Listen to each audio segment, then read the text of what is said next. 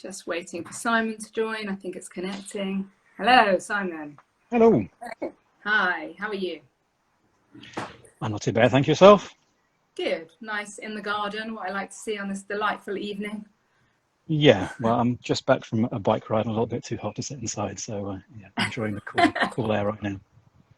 Good. So you look like the triathlete that you are, which is good. Thank you very much. I'll take the compliment when it's given, yes. Let's just wait. We'll wait kind of 30 seconds, see if anyone else wants to join before we start. Sure. So just give them a couple more seconds. They can always kind of catch it later if they miss it. I can see people are joining, so let's just wait for them. Hopefully this is going to be an interesting conversation for everyone tonight. I hope so. Yeah, let's start with let's get going. We're going to start with some introductions. So my name is Emma Levy, for those of you that don't know me, and I'm a physiotherapist. My practice is Elevate Physio and Performance, and I am based in Finchley in North London. And when I'm not working there, I work with the British Olympic athletes. So I work with lots of different runners of different standards. I try and run. And like I said in the text, I am due to run the London Triathlon, which will be my first triathlon. I am a very slow runner. And over the years, I've tried to get faster with different types of methodologies. I've failed, and I started to ask Simon his advice. And from his discussion, I thought, you know what, let's air this. Let's see if we can kind of share his knowledge. Let's share Simon's knowledge to anyone else that's interested, and that's where kind of tonight's come out of. So Simon, I'm going to hand over to you. If you can introduce yourself and tell everyone kind of who you are, what you do, and also a bit about your running experience, that'd be great. Yeah, so my name is Simon Marks. I am a personal trainer and nutrition coach, also based in Finchley, which is, I guess, where I know Emma from. I started, and I'm a company called Free Range Fitness, which is a local personal training company. I coach people locally primarily, but I also do some online training as well. Mostly focused on helping people try and improve their fitness, lose some weight. But personally, as you said, I'm a triathlete. I got bitten by the triathlon bug about 6 years ago. I'm actually inspired by my mum, who did her first ever triathlon at the age of 69. So it's never too late to get started on this stuff. And yeah, I don't actually have a huge background in actually running or anything. I got this quite late in life, mainly sort of cajoled and sort of encouraged by my kids, who are both very physical and very fit. But yeah, so I have been doing triathlons since about 2014. And this year, I qualified to represent GB at the World Triathlon Championships as an age grouper. Unfortunately, obviously, that World Champs have been cancelled. So hopefully next year, I'll be back again wearing a GB tri-suit and competing for my country, which should be very exciting. Nice, amazing, cool. So if we can assume that everyone listening has a fairly competent kind of level of running, so they've all potentially gone through the couch to 5K at least, and they're fairly competent at running, they can go out for a short period of time, and they're at that stage where they want to now try and get a little bit faster. How would you suggest they start to kind of structure their run training program, and what type of training should they kind of have in their program to help them with their speed? So it's a really good question. So absolutely, I think we're starting with the assumption that this is no longer about people just learning to run, just learning, be able to get out and put their trainers on and just go for a run.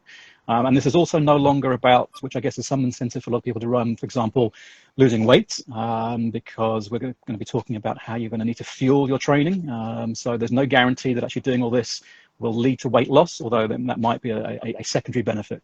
And actually, the word which you mentioned, I think is really key, is structure. Structured training is really important to this. You're unlikely to get faster unless you're coming from a very low base where any kind of running is going to improve your fitness. If you've already reached a certain plateau in your running, you're going to have to add some structure to your training. And the way that I certainly look at it, the way that a lot of people train, serious amateurs and professionals, is what's known as periodized training. This is breaking down your training into different smaller segments, from very big segments like a year or a season, where you might have one or two big events that you want to target, Now, maybe you're not competitive as much as you want to win anything, but you want to at least be faster than you are right now. Yeah. So you mentioned the London Triathlon. That certainly is a huge event. It's the largest triathlon in the UK. You're talking about thousands of people taking part. And most people, and certainly me up until last year, were looking to just improve on what they did the year before, try and be the best that they can be. But it's not just about getting around and surviving. Most people can do that, but it's about wanting to be able to have a time which you feel that sort of you can be happy about. And you're going to need to structure your training leading up to that one or maybe two events of the year. So what we're going to do is we're going to take that year, figure out what are those two, maybe three maximum events that we're targeting, and try and work backwards from that, what our trainings will look like leading up to that. We then look at smaller cycles, which would broadly, there's three broad cycles, and we're looking at what we call a base cycle, where we are working on primarily our cardiovascular fitness. So building that really, really long-term endurance, the ability to just run and run and run and run and not run out of breath. We then move into what's known as the build phase, which is when you're starting to increase your speed. You're starting to work on slightly different energy systems, and starting to improve your muscular endurance. So not just about your heart and your lungs, but your muscles and your legs and the rest of your body, being able to produce energy and produce force, once again, over a slightly longer period of time. And finally, as you get closer to your event, there's what's known as the specialist phase or race phase or competition phase, whatever you want to call it, which is slightly shorter. And that's when you're really, really finishing the whole thing off, and pushing much more into certain energy systems, which are relatively short term, your anaerobic systems, your VO2 max systems, which are going to be the bits that really get you to have that top end speed that you really want to achieve. But absolutely, you want to try and have some structure to it. And break it down into those different periods. Most of these things, though, what you look at is we're looking to stress ourselves. I know that we're spending a lot of time these days talking about trying to avoid stress, but ultimately, stress in various different ways, as long as it's under control, is what makes us stronger, faster, fitter, happier, and everything else. With no stress in our lives at all, we would be very bored. But at the same time, with no stress at all, if we're just purely, for example, just running slowly, we're unlikely to ever increase our speed. So we want to add some level of stress. The important thing with this is adding stress in the right way, and stress in a way that we can recover from it and then train again the next day or maybe the day after that. There's no point going hell for leather on one run and then finding you have to then stay in bed for the next 5 days. That's not going to help you get any faster. Yeah, so I really like that, because something I was once told by an athlete is you have to learn to feel comfortable with feeling uncomfortable. And I now, that's kind of like my mantra now. When I'm really struggling on a run, I think, no, I'm comfortable. But then I kind of think, well, how can I objectively measure that kind of comfortable stroke uncomfortable level? And I know when we've spoken about this a little bit before, you mentioned you could use your heart rate. So can you talk to us about how you could use your heart rate with your run training? Sure. So absolutely. So there is this, first of all, what level of discomfort you want to put yourself in, and what value does that discomfort have? And one way of measuring that discomfort, as you said, is your heart rate. There are now devices which allow you to measure your running power, essentially the power that's going through your legs, but they're quite expensive and complicated. So heart rate is certainly the easiest thing that most of us, within reason, have access to. A lot of watches these days, smart watches, have a heart rate monitor built in. You can buy relatively cheaply a heart rate strap that goes across your chest, which will sync up with your phone. So that certainly is probably the most detailed level of measurement you can get, without spending a lot of money. And that allows us to be able to set a baseline for what is our, not necessarily looking for our maximum heart rate, unless you're a sprinter, unless you want to be, sort of Usain Bolt. Most of us are not looking to do that. So we're not too worried about what's the maximum heart rate we can get to. We're worried about what a heart rate is that we can maintain for a reasonable amount of time. And if we're talking about anything 5 to 10K, we're talking about the maximum heart rate you can maintain for around half an hour to an hour. That tends to coincide with what scientists call the lactate threshold. We won't get too much into that, but that's ultimately is sort of the top level of what we would call our endurance. Faster than that, and you're starting to borrow sort of from your energy systems you can't pay back quickly enough. So we want to try and stay under that for most of our training. So and then maybe we can post later, but broadly speaking, to measure it, you want to run as hard as you can for about 20 minutes, probably with about a 10-minute warm-up, then 10-minute warm up, then run half to 20 minutes. You can maintain a steady pace that whole time. Don't go fast, don't go slow, steady pace. Measure that afterwards. And then that is normally 95% of what's known as your lactate threshold. Don't worry too much what that means. You can then use that. That is the point at which you need to be careful about when you go over it. Once you go over that, as I said, you're starting to borrow from your energy systems in a way that's difficult to pay back in the short term. Having said that, there are sometimes very good reasons to go over that. If we go back to what I was saying before about these different cycles, being able to push yourself above that is ultimately what's going to enable you to go faster. You want to be able to push that rate, you want to push that limit as high as we possibly can, but it only goes up incrementally, very, very slowly over time. It can take years to build that up. And one of the ways we can do that is by, as we said, stressing our body. Now, most of us, well, actually everyone, is not going to be able to stress our body above that limit for very long. So this morning I went to do a training run, and I had 5 2-minute sessions, 5 2-minute intervals at significantly above that level. If I tried to do 10 minutes above that level, that would be really, really difficult. Really, really, really, really painful. And probably I wouldn't be able to do it. But if I break it down into smaller chunks, I'm still accruing the same level of stress, but I'm taking breaks in between. And we call that interval training. And there's different ways of doing interval training, but broadly speaking, earlier on in your cycle, keep the intervals relatively short, 30 seconds, give yourself time to recover, go for another 30 seconds hard. You can start to add the number of intervals, or what you start to do is start to lengthen the intervals. And that is sort of the way that we start to build our speed. And are you talking there about just going out as fast as you can, or are you talking about doing hills, or how So should someone start? There's a variety of ways of doing it. I said, if you're breaking it down into cycles, if we're talking about our build phase right at the beginning of this, which is normally could be anything from 3 to 4 months out from our event, maybe even longer. At the moment, we have no events to run for, so almost everything feels like we're months away from something. That's where we're focusing primarily on our endurance. So that is nice, long, slow, easy miles. The longer we run for, the more that our heart and lungs will develop. As we get closer to something, or as we want to build up that speed, then we want to start to throw in more of intervals. Going into looking at how we break it up, let's say into the smallest possible phase would be a week. So we've got our entire year or entire season. We have our separate phases: build, base, and so base, build, and speciality. And then we break those down into a week. So in the week, if you want to try and get faster, you need to probably be doing a minimum of 3 runs a week. One interval run, one what we would call a tempo run, which is running at near your top end speed, but something that's not going to wipe you out, because you need to be able to continue training. And then one what we call a long slow run, nice something easy, something you can feel like you can run forever, more than the distance you're planning on running. If you're planning on running a 5K, run 10K. If you're planning to run 10K, run 15K. We'll start the marathons. It's a slightly different conversation, because there's a question as how much you can recover from running marathons, and maybe you don't need to run quite that far. But certainly for shorter distances, you want to be able to add a bit more into it. Yeah. So are you of the belief then that to get faster, you need at least 3 runs a week? I think that at least 3 is probably what you're going to need to be able to push that speed. If nothing else, it's because you're going to targeting different energy systems. That interval training is probably what's going to give you your best chance of increasing your speed, but you can't neglect your cardiovascular system as well.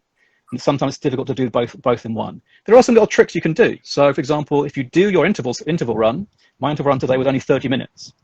You could, if you feel like you're feeling fresh afterwards, add on a bit more at the end of it. Nice and easy. It's so easy. You're going, this is stupidly slow, but you've already taken your exhausted body and you're pushing it a little bit more and a little bit more. So that's a nice way of being able to, if you can't fit in another run, you can do it in the same training session. Yeah.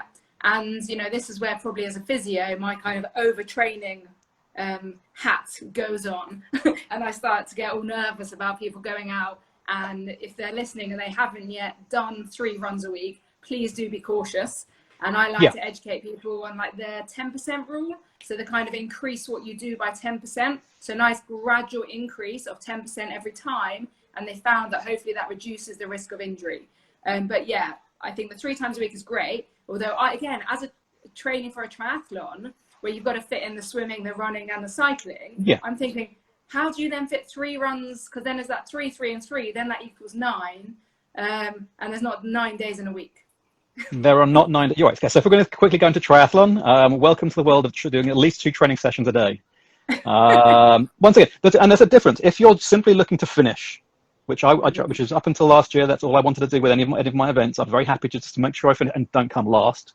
But as long as you have to finish, then fine. You can do, just do 1 or 2 sessions of running, 1 or 2 sessions of cycling. But if you want to, if we're trying to be the best that we can be, then yes, you're going to have to double up some sessions. For a triathlete, there's pretty much very little way of doing that otherwise. So yeah, I've done my run today and I've done a bike. Tomorrow I'll be doing a bike and a strength session, which is going to replace my swim. The day after that, I'm doing another run and I'm doing another strength session for core. Absolutely. And I completely agree. It's always better to start off with less and then add more, rather than try and start off with lots and then realize you've done too much and cut it back. And I think that's also important from a psychological perspective. One of the things, going back to building a plan, is build a plan that you can actually achieve. Because the thing that more often, the biggest thing for me is, once you've got your plan, is being consistent. And being consistent is about showing up. There's plenty of times, I mean, we've got gorgeous weather today, so there's like, you're going, shall I go for a run? Yeah, absolutely. Why would I not want to go for a run? Why would I not go for a ride outside? But, if you're training in the middle of winter and you're going, no, I don't want to go outside, then you start missing sessions and you start falling behind and you start feeling bad about falling behind. So give yourself an achievable plan and do it. Rather than you're setting yourself like what might be the most amazing training that, if you did every single session, would make you an Olympic athlete, and then only you're doing half of it, and then you feel bad about it. So start off small, and once you feel you can do that volume, you can do more. But yeah, small changes. You're quite right. Sensible. And then you've touched, obviously we don't have swimming at the moment, so you touched on strength. So again, as a physio, I often advocate the importance of strength training and strength and conditioning prior to becoming a runner. Thoughts on that, Simon? Yeah, so if we're going to assume that people have already got to this point and they're already running regularly, maybe we'll also assume that people have at least understood some basics of strength training. Strength training, first of all, give us more power. If you're doing it right, where, for example, once you get closer to your event, you're focusing on, let's say, lighter weights but more reps, so you're building up that muscular endurance, being able to have the muscles working over and over and over and over and over again, which essentially is running. Then one little thing that might tweak it, if you're already, for example, you're doing your squats, you're doing your deadlifts, those kind of things, is to move to, let's say, doing single limb exercises. So doing single leg exercises for one. So doing split squats, doing lunges, single leg deadlifts, because ultimately we're not jumping. We're not using both legs at the same time. We're using each leg individually, and those exercises themselves help build up the stabilizing muscles around the big muscles that enable us to be able to move more efficiently. I'd also say, don't ignore your upper body. Your core is critical to this. You won't get as much power from your legs if you haven't got a strong core, because they need to be anchored to something. And if you've got a decent upper body, certainly you'll find it. I mean, if you want to go fast, you need to use your arms. A great thing which a coach told me is, like, if you feel like you haven't got anything left in your legs, just move your arms harder and your legs will magically move. Because your body is designed to do it anyway. So if you've got a strong upper body, there's momentum, isn't it? The rotation and the momentum. Yeah, exactly. So legs. So absolutely. So strength work is really critical. And so if you're already doing it, then maybe think about doing some single leg movements as well. Yeah, and that takes me on the single leg movements as well. Kind of takes me on to the importance of sometimes, again with my physio hat, if you want to be a faster runner, is the importance of biomechanical optimization. And sometimes, having someone like with that head look at your running style, I think is really important. So when a physio analyzes your running, we can kind of really tell, we can make some little tweaks basically that could really help change your speed of your running. Just by looking at you from behind, looking at you from the side, seeing how you're landing can tell us where you're weak, where you're tight. And then someone like me or Simon can kind of, give you specific tailor-made exercises, which, I have seen make a world of difference to runners out there. So again, physio advice would be biomechanics. Yeah, and I'd also say specifically a sports specific physio. I was injured for nearly 6 months, couldn't run more than about 2 or 3K without pain. Went to see a specialist sports physio who in 30 seconds diagnosed the problem, changed my running Yeah. style, and 4 weeks later I did a half marathon. It was And quite that incredible. was before we met, wasn't it, Simon? That's why Yeah, I you mean, see. it was, but no, but genuinely, just as much as that, someone who understands sports, and Yeah. no disrespect, I have to general physios, but someone who understands the specifics of sports and the mechanics of that, I think is really critical. Great. And then the last thing I want to touch on, because you mentioned it, is fueling. Because I Yeah, know that a lot of people struggle with the fueling side of things. And that's because I think, like you're saying, a lot of people, they try and run to lose weight. But to run, and especially if you're running 3 times a week and you're going to that kind of top lactate threshold level and you're pushing your body to that uncomfortable level, we need our fuel. So yeah. tell us your thoughts on that. So for all the various different debates about whether carbs and all this kind of stuff, endurance athletes, if that's what we're talking about really at this point, or as my mum said, we're not. I'm an athlete. I'm a runner. But daily, anything in 5K is still an endurance event. It's not a sprint. We are primarily carb burning people. We are getting almost all our energy is coming from carbohydrates in our body, from our glucose reserves. And if we don't have those glycogen reserves in our body, we're not going to be able to do that. Not going to be able to put out the output that we want. Now that's not an excuse to then suddenly just go and shove huge amounts of sugar in your face. Still the best thing to do is to eat whole foods. To focus on whole grains, but fruits and a bunch of other things. But yes, I wouldn't try and recommend combining improving your athletic ability with also trying to lose weight. You need to make sure that every day when you are training, you're fueling your training, making sure you've got those glycogen reserves topped up. You only have around 2,000 calories in your body at any one time. And even the days when you're not running, you've got to presume you're going to be eating for the next day when you are going to be running. Running has a slightly weird thing where it makes you feel hungrier than the amount of carbs you've burnt.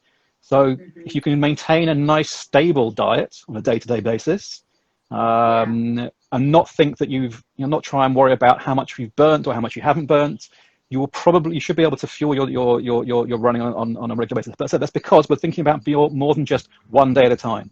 We're thinking about these things over weeks, over months. And fueling is just one part of recovery as well. We also need to be thinking about our sleep. There's no point having done an amazing training day and then only getting 4 hours sleep, because essentially sleep is when your body's doing all the repair processes, taking all that protein and carbs and fats you put into your body and making you a stronger person for the next day. And if you don't give your body a chance to recover, you won't get any faster either. So get enough sleep. Make sure that you're giving yourself recovery days. Some of that recovery day might be a day off completely. That might be doing cross training. That might be going for a recovery run, something really nice and easy, getting your muscles moving. And even recovery weeks, every 3 to 5 weeks, depending on the individual. Deload a bit, make it a nice, easy week. Don't stop running, just make it a little bit easier, give your body a chance to catch up. That's when you're actually going to get the fastest, is when you're actually doing the least. It sounds counterproductive, but that's when you get the most out of it. Oh yeah, I often have to tell people, just ease off. You need that rest time, because it's the rest time that's when you get stronger, basically. Yeah. People. I think one of people's misconceptions is they don't understand the importance of rest. I've just seen a question come up. Yeah. Should we feel differently for an interval run to, say, a long slow run? So I'll say this. So there's two different things. One is about fueling in general for your training, which is just your day, regular eating, regular meals, and the other would be fueling the actual exercise while you're doing it. In general, you should be able to run for about an hour without needing any fuel. We should have enough. As long as you're eating sensibly, during the day, you shouldn't need to take anything with you to eat if you're just going out for an hour. If your long, slow run is more than an hour long, then it certainly shouldn't hurt to take some kind of nutrition with you. I would suggest is you're going to have to sort of play around with things, what your stomach can take while you're doing exercise, because while you're doing exercise, you have slightly less energy going to your stomach, so it can't digest complicated foods. Some people like having gels, some people like having jelly sweets, some people prefer having sort of whole foods. You're going to have to, everyone's a little bit different. But yeah, the long, slow stuff probably might require some level of fueling. Personally, I can probably go for about sort of 15K without needing it. But if you're going, sort of if you're going longer than that, or if you feel that when you're running you need to have some energy, then by all means, take something with that, be sensible about what you're taking with. But for an hour, you probably don't need a huge amount. In the weather like today, maybe a little bit of water, but once again, you'll probably be able to be fine within an hour without needing to take anything with you. Yeah, so if you're going for a kind of short half-hour interval, you're saying you shouldn't need any fuel. Yeah, and also, I mean, I'd also actually even think about before that is try and make sure you haven't eaten certainly a heavy meal for at least maybe 2 hours before, and give your body a chance to digest it, because it's certainly not fun to push yourself really hard and then have some kind of stomach distress. Try and time your training to make sure that it's give you some time to have let that food go down. Yeah, I suppose again do you agree that with the nutrition, it's a little bit kind of what's right for you? Because I know a lot of people kind of advocate this running in the morning before eating. But that doesn't work for everyone. No, I mean, personally, the idea of that, I find the idea of that horrible. It works for some people. I mean, look, the idea of a fasted run, there's a variety of benefits to it. And as much as the way it teaches your body to use different energy systems, it might just be a timing thing that if you need to do it before you go to work, fine. I don't think that there's any intrinsic benefit that means that everybody should be doing it. It's something which, if you can if you can do it and it works for you, then great, but don't feel obliged that you have to do those things. And once again is, if you're doing something hard, then you may want to have, for example, some caffeine may actually help. Caffeine is great as the best legal drug out there. It certainly is a performance enhancing drug. So it's well worth using if you feel like you need a little bit of pick me up. Yeah, and someone said, what about carb loading in the days before an event? So yeah, loads of events have pasta parties the night before, this kind of stuff. It's a little bit of a myth. I mean, everyone feels sort of good about it. If you're eating properly, you should have. Most adults have can carry about 2,000 calories worth of glycogen. You carry them primarily in your muscles, a little bit in your liver, and if you've been eating sensibly, that's what you'll have anyway. You can't have more than that. Once you get more than that, you start turning that to fat. There's different arguments about it. As long as you make sure you've topped up every day, then there's no need to worry about having to add a lot, sort of specifically the day before. But it may be that because if you're traveling or anything else, that to an event, then maybe you need to think about specifically wanting to do it. But I wouldn't. Yeah. It's one of those things that sort of gets bandied about a lot, and events sort of encourage you to do it. But as long as you've been eating sensibly anyway, there's no great benefit to it. Yeah. So you don't need to eat 3 bowls of pasta the night before you run a marathon. I would suggest if you eat 3 bowls of pasta the night before, you're not going to feel too great the day that you're running. And certainly, once again, if you're doing longer events, if you're doing a half marathon or a marathon, you're going to need to be taking some kind of fuel along with you, or making sure the event itself is providing with fuel. And that's the kind of stuff you want to make sure you know beforehand. You don't want to turn up an event and go, oh yeah, whatever, I'll grab whatever you're giving me, because you don't know what's going to affect your stomach. So part of your training should be about testing out different fueling, both when you want to to fuel and what you're going to fuel with. There's another question here about lengthening your stride. So to be honest, okay, I'll leave that to you. But from my perspective, in the end, the difference it makes, I don't think is significant enough. Certainly, sort of for how fast you get, but it may well affect you biomechanically and how sort of in terms of injury. So I was actually going to touch on that. So I was quite pleased that question came along. So for those that can't see it, someone was recommended to take longer strides. Now, actually, one of the main problems that people do when they run biomechanically is they do what's called overstriding. Now, overstriding is when you land too far in front of your body. So your foot should land under your center of mass, which is under your body. And if people overstride, so if they take too long a stride, they are at a significant increased risk of injury. So if you have been advised to take longer strides, I'd be really cautious that you are landing in the right place. Make sure you're not what's called overstriding. And actually, if it feels better for you to take smaller strides, possibly it is better for you. And what's more important, it would be to calculate what's called your step rate. Now, your step rate is how many times you land in a minute. So on a treadmill, if you're running on a treadmill for a minute, count how many times your right foot hits the treadmill. And then after a minute, you times that by 2, and that is known as your step rate. And the research has shown that if you increase your step rate by 5 to 10%, you can, again, significantly reduce the risk of certain injuries. So I would advise you look more at your step rate than increasing your stride length on a biomechanical point of view. Yeah, and I would say unless... I see that we... Go on, Simon, go on. I was going to say, unless you've been advised by someone like, sort of like yourself, by a physio, that your stride, there's something wrong with your stride. Broadly speaking, we've all evolved to run. I mean, that's essentially what human beings, sort of how human beings outcompeted everybody else. And so running is running. So unless there's something wrong with your run, I would normally caution against trying to artificially change it, because there's nothing to say that the way you've changed it to is going to be any better than what you've already got. And changing also needs to be done slowly for a lot of people. Trying to make huge changes can be quite damaging itself. Yeah, no, it's really interesting. I think we're going to call that a day, unless there's any questions Sure. anyone wants to quickly put up there. But we've been talking for a fair while. I think it's been really interesting. Thanks so much, Simon, for sharing your knowledge. I'm going to go out there and I'm going to measure my kind of heart rate, my lactate threshold and all that, and I'm going to make myself feel really uncomfortable because I don't know what else to do to get faster. If anyone wants to message either of us after this is finished, please do. I'm sure Simon will be happy to answer questions as well. So you can drop him a DM, drop me a DM, and thanks loads for listening. Thanks a lot, Simon. Thank you. And yeah, good night. Happy running. All right. See you. Bye.